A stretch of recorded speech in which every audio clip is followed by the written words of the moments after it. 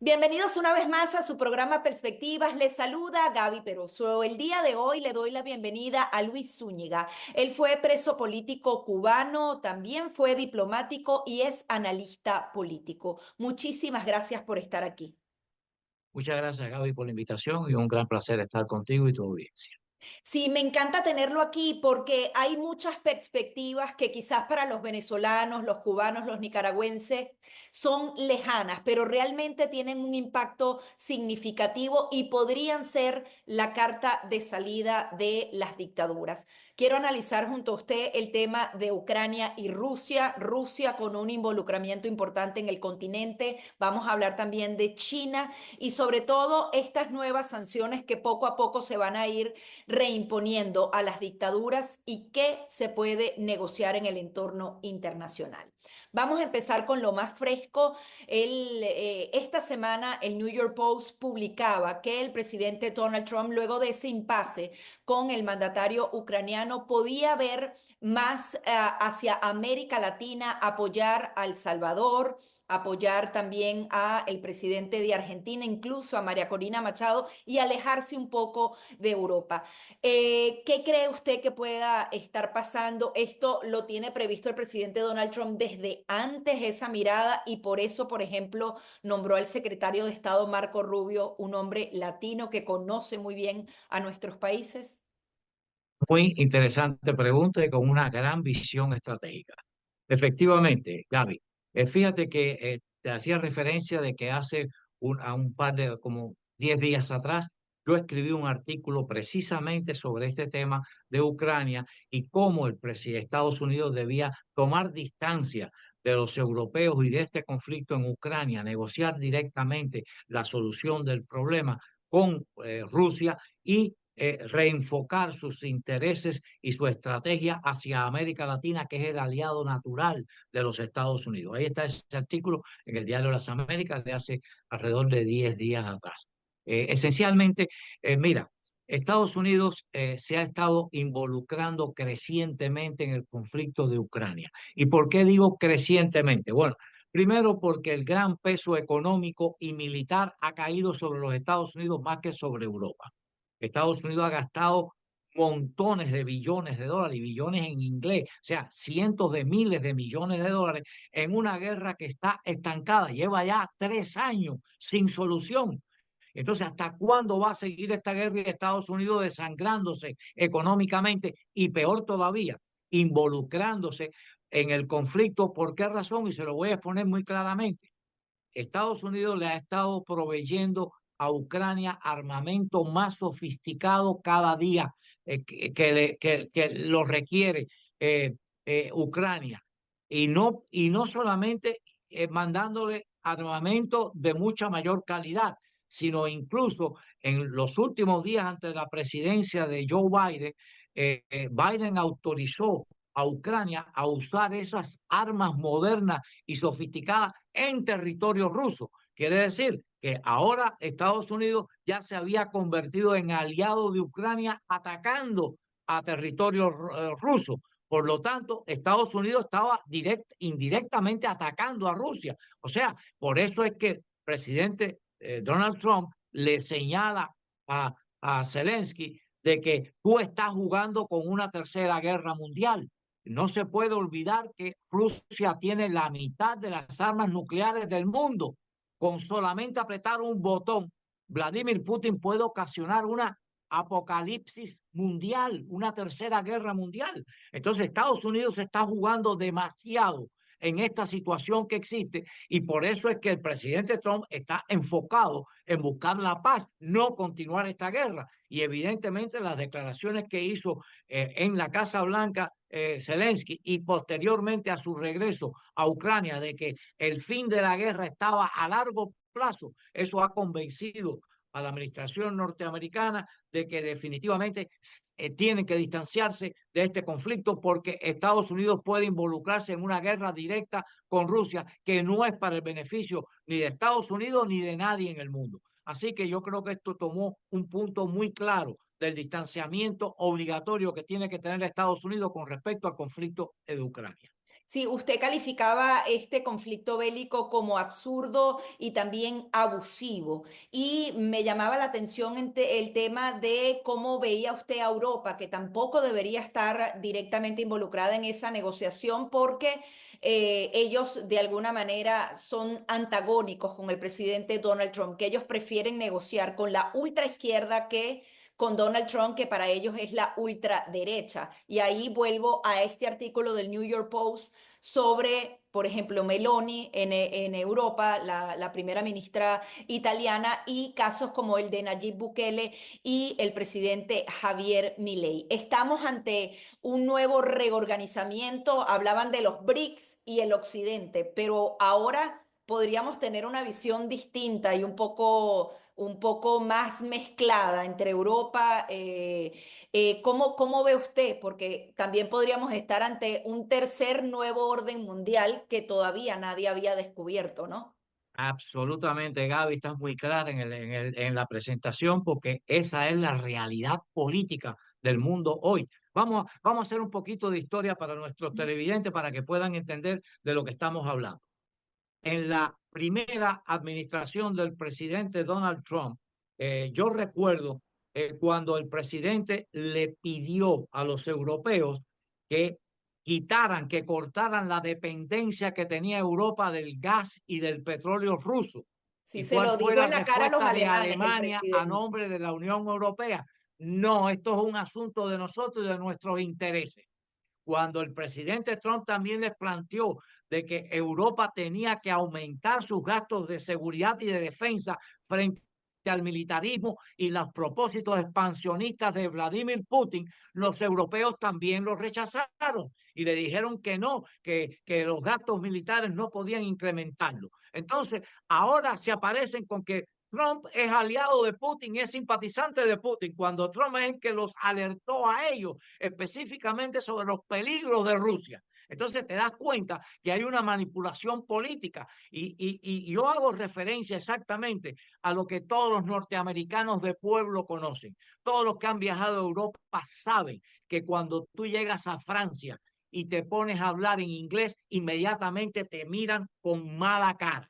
Ujú. Inmediatamente, porque detestan a los Estados Unidos.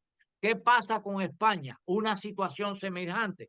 Los conflictos que tuvo Estados Unidos para poder mantener sus bases militares en España fueron caóticos, fueron problemáticos esas negociaciones.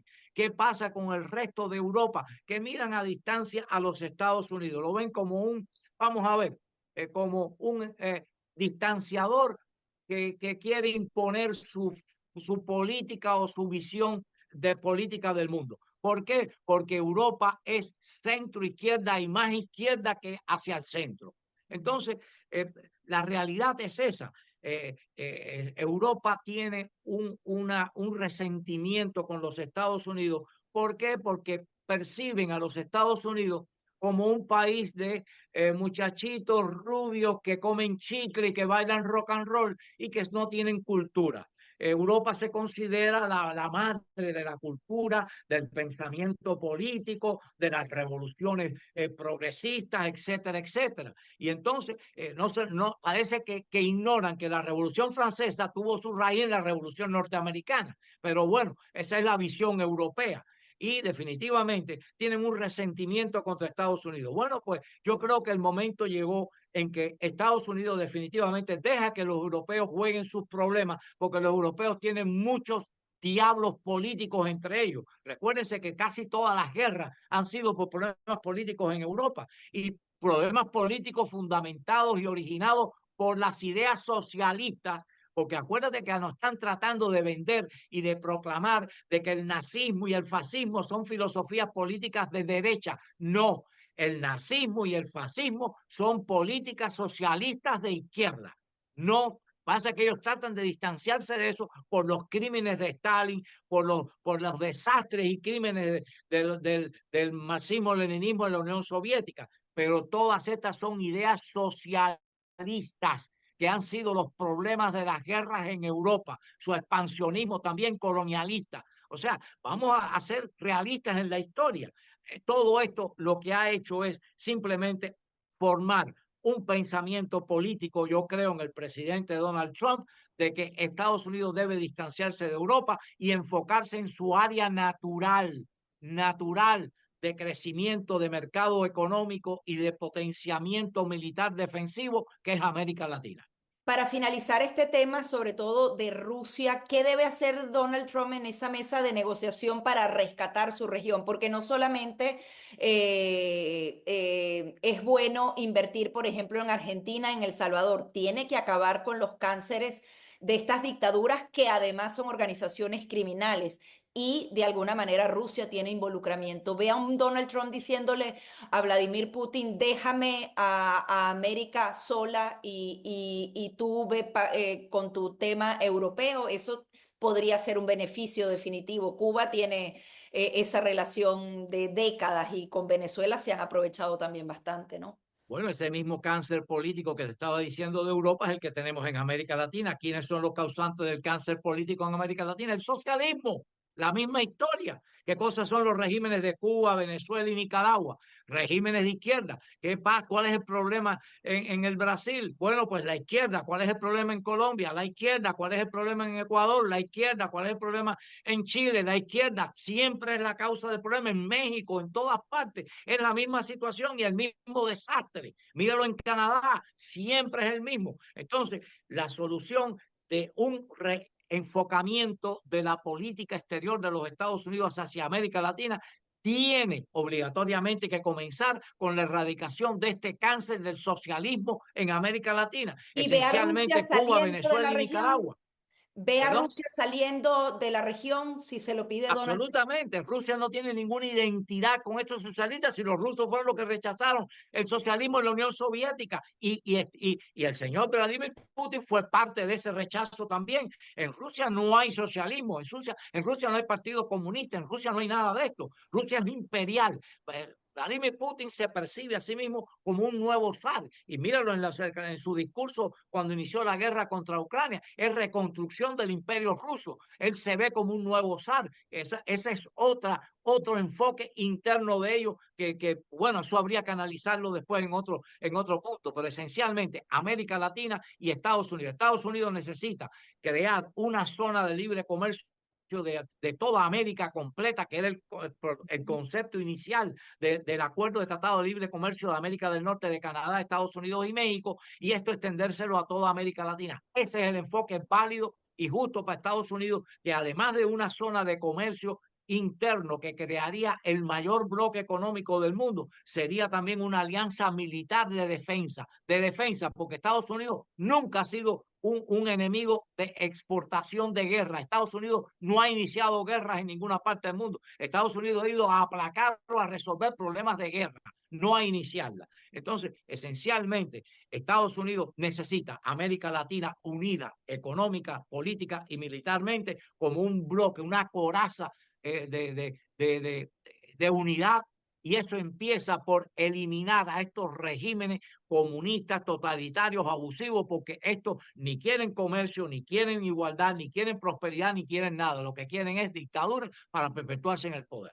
Usted hablaba entonces de un desarrollo comercial mucho más potente de Estados Unidos, tomando justamente a sus vecinos, a los aliados naturales. Y escuchaba a una historiadora decir que ahora el futuro está en el tema tecnológico y en el tema comercial, no en el tema de las guerras. Y Donald Trump lo entiende bastante bien. Ahora bien, ¿cómo entender esas alianzas comerciales si entraron esta semana en vigor aranceles para México y para Canadá, los vecinos más cercanos de Estados Unidos? ¿Esto forma parte de una negociación para hacer algo mucho más grande o realmente se tienen que alinear ideológicamente a Donald Trump para poder tener estos beneficios comerciales? No, mira, las sanciones que le ha impuesto de aranceles a Canadá y a México están fundamentadas exclusivamente en la exigencia que le ha hecho Donald Trump a los países vecinos de que controlen dos factores: el flujo migratorio ilegal y el tráfico de anfetaminas, de drogas que hay desde estos países hacia los Estados Unidos, que están causando cientos de miles de muertos anualmente en los Estados Unidos, especialmente en la juventud. la exigencia de Donald Trump hacia México y Canadá fue de que controlaran la frontera, de que evitaran el tráfico ilegal, porque eso perjudicaba a los Estados Unidos, que tenía ya entre 12 y 13 millones de inmigrantes ilegales de todo tipo, delincuentes, enajenados mentales, posibles terroristas, de todo tipo de individuos que han entrado ilegalmente a los Estados Unidos por error del propio Estados Unidos, por manipulación política de Estados Unidos, pero en definitiva quiere control en la frontera para evitar las dos cosas, ese tráfico ilegal de personas y además el tráfico de drogas hacia los Estados Unidos. Así que esta es la razón, no es otra. Los Estados Unidos necesita y quiere tener buenas relaciones comerciales con ambos países porque en definitiva hay un tratado de libre comercio entre ellos tres que es mutuamente beneficioso y que es un modelo para todo el continente. Déjame explicar un poquito el Tratado de Libre Comercio de América del Norte, cuál es el propósito y a dónde va. Mire, el Tratado de América del Norte de Comercio Libre entre los tres países lo que buscaba era mudar hacia México, que es el país menos desarrollado de los tres, mudar hacia allí todas las industrias de mucha mano de obra y de un producto de bajo valor y de bajo precio. Manufactura, zapatos, ropa, electrodomésticos, toda lo que llamamos nosotros, todas las menudencias productivas que necesitan muchas personas trabajando y que producen artículos de bajo valor o de bajo precio. Pero México los necesitaba porque México tenía mucha población, mucho desempleo y un nivel económico muy bajo que provoca esencialmente migración. Entonces, al Estados Unidos y Canadá pasar estas industrias, lo que se llamaban las no recuerdo el nombre que le daban a todas estas industrias textiles y a todos estos zapatos y todas estas serie de cosas, pasarse todas estas industrias a México, México levantaba su estándar económico. Estados Unidos y Canadá se podían centrar en las industrias de alta tecnología, aviación, computadoras, electrónica, espacial, etcétera. Y a la misma vez que México levantaba su nivel económico, México podía exportar todas estas manufacturas a Estados Unidos y a Canadá, y Estados Unidos y Canadá podían exportar los productos de alto valor, automóviles, aviones, computadoras, etcétera. O sea, se establecía un mercado y un equilibrio importante que levantaba el nivel de vida en México, lo igualaba con Estados Unidos, evitaba la migración y era formidable para los tres países. Este es el concepto del modelo que iban a utilizar o que estaba estratégicamente en el pensamiento norteamericano de llevarlo a toda América Latina después. Y por eso Estados Unidos empezó a hablar de comercio libre con determinados países de América Latina. Esto se echó a perder cuando surge China. Cuando empieza China entonces a llevarse las industrias de México, esas industrias de mucha mano de obra y de poco valor, se las lleva China. China se las lleva porque estratégicamente China enfocó su solución del socialismo de otra manera, que es otro tema a tratar en un programa especial, porque esto es bien interesante e importante que la gente lo conozca. Pero esencialmente esta es la relación Estados Unidos con México y con Canadá. Ahora, ¿cómo China logró tanta prosperidad? En uno de los artículos que usted también publicó en el diario Las Américas, hablaba cómo en apenas 2 décadas pasaban de poblaciones muy pequeñas a millones de personas y cómo esas industrias fallaron en México y crecieron al mismo tiempo en China de una manera tan exitosa y convirtieron a China en la segunda potencia económica mundial. Bien, primero, ¿por qué Estados Unidos hace aquella aproximación en la década de los 80 a China? Muy fácil. Estaba la Guerra Fría, la Unión Soviética contra Estados Unidos, el peligro de una guerra, tercera guerra mundial, y China era definitivamente un gran país, una potencia con un ejército gigantesco. Entonces, la estrategia de Kissinger y de Nixon en aquel momento fue evitar una alianza entre China y Rusia que pondría en mayor peligro a los Estados Unidos y a Occidente. Y como instrumento de esa política, crear una cuña entre ellos dos ¿Cómo? Bueno, pues promoviendo inversiones y moviendo al sistema comunista chino hacia una economía capitalista y eventualmente hacia un sistema democrático que lo distanciaría de la Unión Soviética. Y con ese propósito, pues le ofrecieron a los chinos, bueno, pues inversiones, ponerle tecnología. Inmediatamente Deng Xiaoping, que fue más inteligente que Mao Zedong, aunque ideológicamente igual que él, pensó y dijo, bueno, el problema que tiene la Unión Soviética que no ha podido superar a Estados Unidos es porque sí, es una potencia militar, pero no tiene una potencia económica, no es una potencia económica detrás que pague por todos estos costos de la carrera armamentista para superar a Estados Unidos. Por lo tanto, el socialismo chino, que empiezan a llamarlo con características chinas, para diferenciarlo del soviético, dice, bueno, pues vamos a modificar nuestro sistema económico con un experimento, porque esto empezó como un experimento, lo que llamaron zonas económicas especiales, que Deng Xiaoping le autorizó a que inversionistas norteamericanos y después europeos vinieran a China y pusieran sus industrias en China. Para esto, China le facilitó lo que llamaron las zonas económicas especiales, que fueron en la costa este, la costa que da al mar hacia el Pacífico en China. Entonces, en toda esa costa crearon zonas económicas donde permitían que estos inversionistas llegaran, pusieran sus industrias, les facilitaban el terreno porque China tenía suficiente terreno libre y entonces le daba gratis la tierra para que instalaran las industrias y trajeran sus tecnologías con una condición, que le entregaran a los chinos las patentes, quiere decir sus tecnologías, Ujú.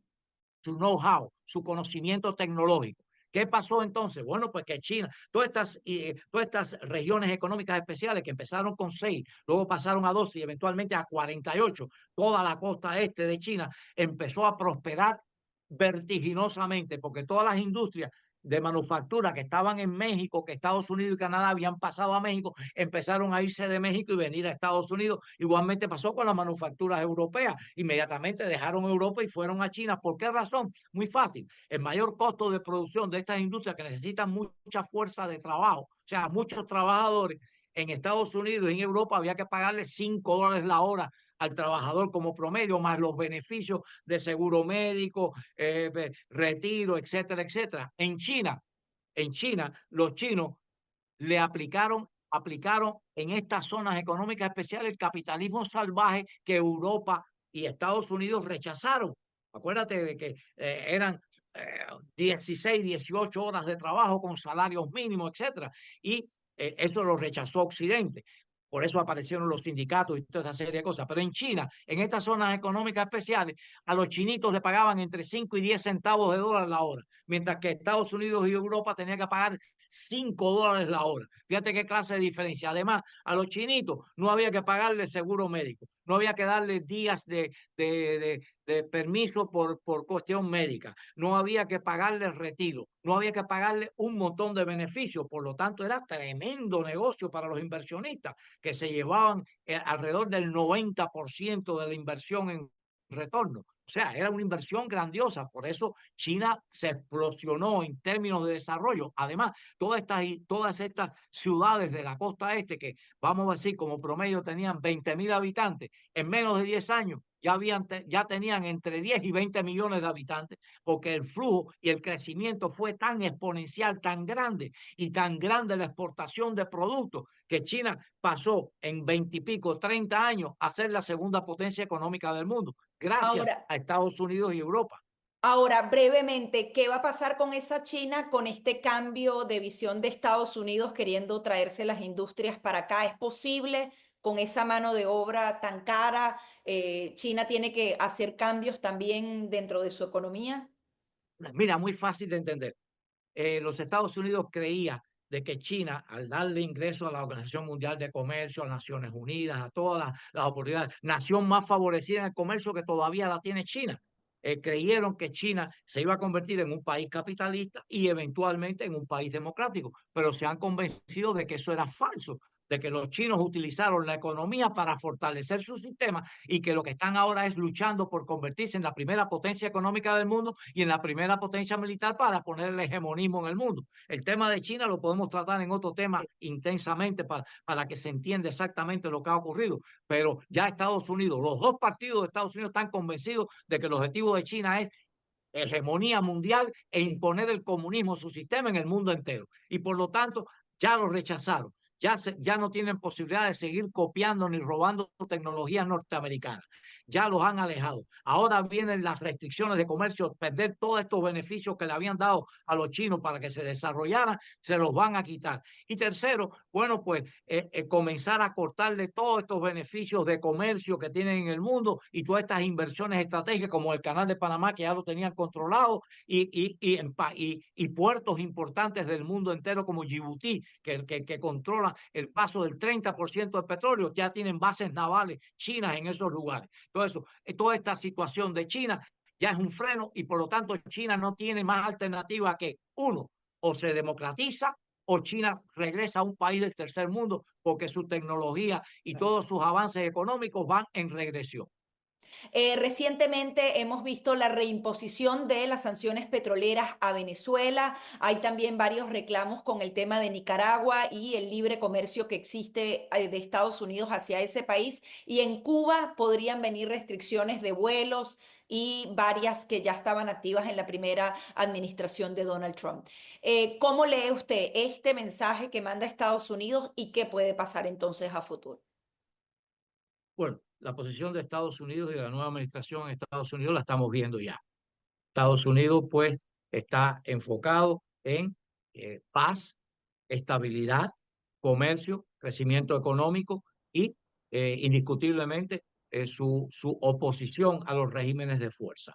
Eh, Todavía escasamente un mes y medio o 2 meses de administración norteamericana y más con un conflicto de guerra en Ucrania no le ha permitido todavía enfocarse en América Latina.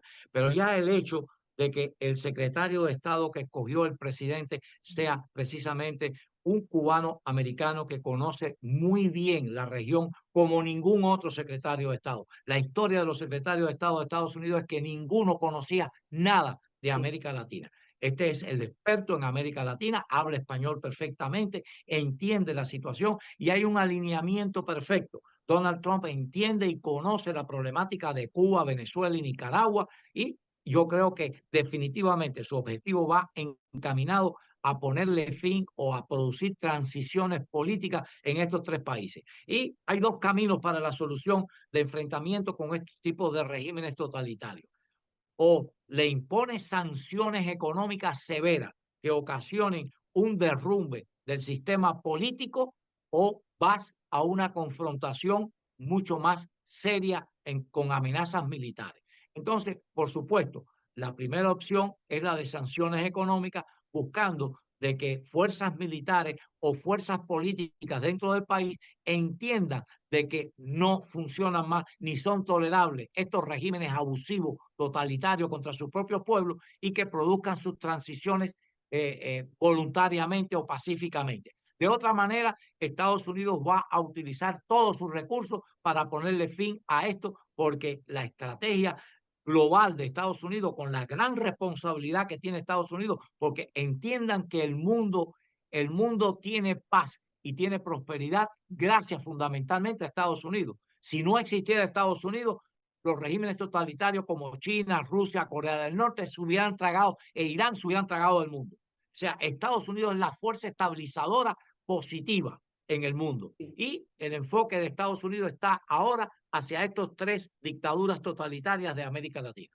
Ahora, el tema de las sanciones es un arma de doble filo. Usted lo decía en uno de los artículos de cómo el régimen utiliza esa palabra bloqueo para victimizarse y entonces poder justificar todas sus fallas económicas. Las sanciones económicas tienen que venir con algo adicional, porque hemos visto cómo sobreviven décadas y con sanciones económicas durísimas estos regímenes siguen sobreviviendo y usted habla de la opción militar. ¿Cómo jugar a ese discurso de no victimización y qué más imprimir a las sanciones económicas que adicionalmente tienen a Irán, a Rusia y a China, que les ayuda a poder saltárselas también, ¿no? Bueno, como los tres regímenes tienen la misma estrategia y el mismo concepto eh, político, voy a referirme al caso de Cuba y que sirva modelo para Venezuela y Sí. para Nicaragua. Bien, estos regímenes se mantienen en el poder por un elemento básico y fundamental: represión. Tienen un aparato represivo que esencialmente aplasta las rebeliones, que está constantemente conspirando, porque el que organiza las mayores protestas y organiza las conspiraciones son ellos mismos para luego arrestar a todo el mundo. O sea, esta es la estrategia comunista que ellos utilizan. Estados Unidos sabe perfectamente que en la medida en que se debilite ese aparato represivo es cuando la población tiene la capacidad de protestar, de expresarse y de mover a las fuerzas militares no represivas, a los ejércitos, a tomar una posición a favor del pueblo. Entonces, fíjate que en Cuba, eh, ¿dónde están todos los ingresos fundamentales en divisas? Los tiene la fuerza represiva, el ejército, mantiene Gaesa, un emporio económico que controla todo el ingreso de divisas al país. Por eso Estados Unidos está enfocado en sancionar a Gaesa y a todas estas empresas que reciben el dinero porque usan el dinero esencialmente para el aparato represivo. Vamos a ver, los policías, el Ministerio del Interior tienen un mercado privado. En ese mercado le venden los productos a costo de producción, o sea, baratísimo. Los salarios, el salario de un policía represivo es el mismo de un médico recién graduado. O sea, reciben un extra salario que no lo tiene nadie en Cuba. Entonces, por eso tienen un aparato represivo grande. Entonces, Estados Unidos lo sabe perfectamente y por eso les va a cortar el ataque económico a ellos. Esto el pueblo de Cuba lo entiende. Fíjate que el pueblo de Cuba se ríe cada vez que el régimen dice, bueno, no tenemos electricidad por culpa del bloqueo, no tenemos comida por culpa del bloqueo. Mentira, las vacas en Cuba están bloqueadas, la hierba y el maíz, todo lo que se produce en Cuba, que era un granero natural, tiene algo que ver con el embargo de Estados Unidos, no tiene nada que ver. O sea, el pueblo se ríe de eso. Esta es la política que usa el régimen para ganarse la simpatía de otros países, que dicho de paso, se alía con ellos políticamente en organizaciones internacionales porque no quiere tener conflictos internos con sus izquierdas. ¿Por qué razón? Yo lo viví como diplomático. A mí los diplomáticos me decían en Chile y Argentina, mira, nosotros no podemos votar en contra del régimen de Cuba porque inmediatamente al día siguiente tenemos protestas en nuestros países. Y efectivamente, así pasaba. Si el gobierno de Chile votaba a favor de una resolución para condenar la dictadura en Cuba, al día siguiente salían grupos a protestar y a destrozar las ciudades principales en Chile. O sea, es un chantaje que tiene la izquierda y por eso el enfoque político de Estados Unidos tiene que ser ignorar las justificaciones, ignorar los reclamos que hagan estas dictaduras, ir al objetivo de que tiene que sacarlos del poder. Y eso es a través de sanciones económicas que le quiten los recursos para mantener esos gigantescos aparatos represivos que los mantienen en el poder. Ya para finalizar, entonces, ¿usted cree que podríamos estar más cerca de esa transición democrática para estos países, tomando en cuenta el tema migratorio, que es una de las prioridades del presidente Donald Trump, y el tema de las izquierdas? Él también conoce que es el germen de la improductividad humana. Absolutamente, ¿qué hacen todos estos regímenes? Exportar personas disgustadas, personas inconformes, le dicen váyanse para Estados Unidos y les facilita la ayuda, como hicieron con Nicaragua, que lo usaron de trampolín, porque es aliado también de ellos, y entonces pues de esa forma expulsan, sacan a los opositores, a las personas más disgustadas, las personas que salen a protestar y que salen a enfrentarse al régimen. Sí, definitivamente, yo creo que con este distanciamiento de Estados Unidos de este conflicto en Europa o la solución de este conflicto en Europa, inmediatamente el foco, la atención y los recursos de Estados Unidos van a estar puestos en la liberación de Cuba, Venezuela y Nicaragua. No tengo la menor duda de eso y ya el secretario de Estado lo ha hecho ver de que esta es la próxima política exterior de Estados Unidos, prioridad. Que así sea. Muchísimas gracias. Son las declaraciones de Luis Zúñiga, quien es analista político, también fue preso político cubano y también fue diplomático. Hasta aquí nuestro programa Perspectivas.